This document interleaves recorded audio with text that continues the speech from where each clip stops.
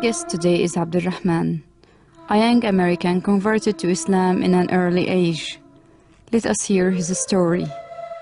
I was born into a Christian family, but we weren't very practicing. We would go to church just a few times a year for Christmas and Easter and the holidays. And God only existed on Sunday in church in my family and not outside of the church. And many American families are like this.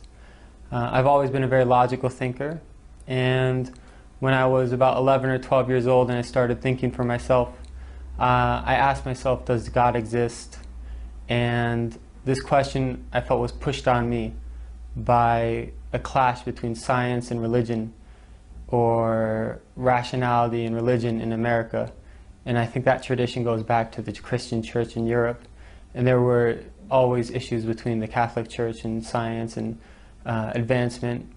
And when I compared what I saw in the Bible and what I knew of the Trinity and the other Christian beliefs compared to science and evolution and evidence, I leaned towards the side of science, and I chose not to believe in God.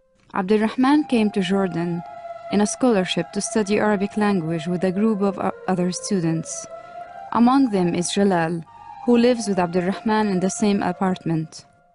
My first exposure to Islam was when my friend in high school became Muslim. And he's also my neighbor, Michael Dan. And when Michael became Muslim, he changed a lot. Before Islam, he was doing a lot of things that were messing his life up, and he was really going down the wrong path. And he became Muslim, and when he was only 15, and he changed, and he left a lot of the things he was doing, he picked up a lot of good habits. And I asked him, what forced you to change? What made you change and become like this? And he explained that he's Muslim now.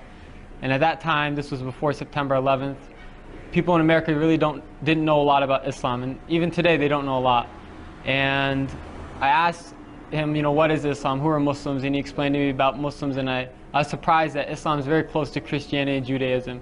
And it made a lot of sense to me that there's one God and there's prophets and messengers, but none of the prophets have divinity. Rather, they're just sent by God, and they're humans like us.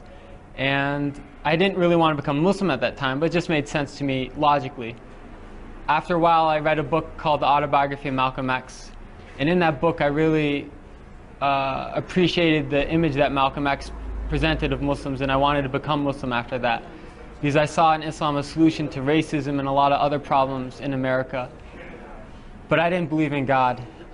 However, I read a passage where Malcolm X said, if you take one step towards God, he takes two towards you.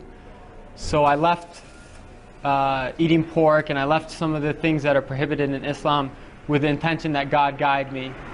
And I learned more and more about Islam, and I was surprised that the more I asked questions, the more answers I found, and the answers always made sense to me. And I read about the miracles of the Quran, scientific miracles of the Quran.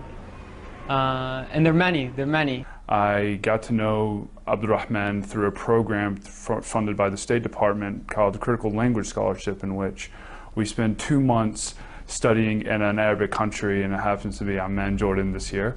And so this is where I got to know Abdulrahman first. I actually first met him at an orientation that we had in Washington, D.C. Several things that I think are very special about Abdulrahman was that, number one, he converted to Islam, but he converted with a knowledge of Islam. He's not a convert that doesn't know anything about Islam. He's one that's serious about studying Arabic. He recites the Quran on a regular basis. I always see him reciting the Quran before class. Usually in his free time, he'll be reciting the Quran. He does it very serious about how he pronounces the words, how he speaks, how he engages with everyone else. One thing I did also notice is that a lot of students are very interested about learning about Islam. They're interested to know, and then to know about Islam, and Abdulrahman is able to engage in a lot of dialogue. And so obviously Islam is a very important issue, especially among American students, and Abdulrahman, more so than I've seen many people, even many Muslims in the States, he's openly willing to engage in conversation. He's open if someone has a question about.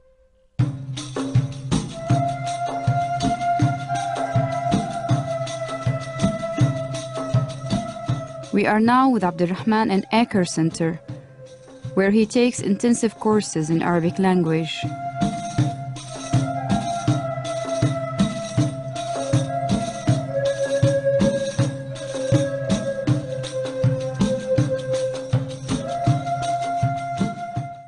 I'd like to add that Islam is the most beautiful thing in my life and the source of all goodness.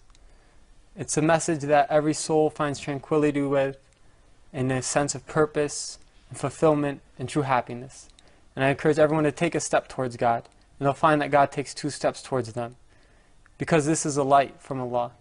And any way you look at the light, it comes out to be true. And so if you ask questions and you prefer to look at it from science or from your soul or from people, go whichever way you want, and I'm sure that you will find that this is the message you've always been looking for.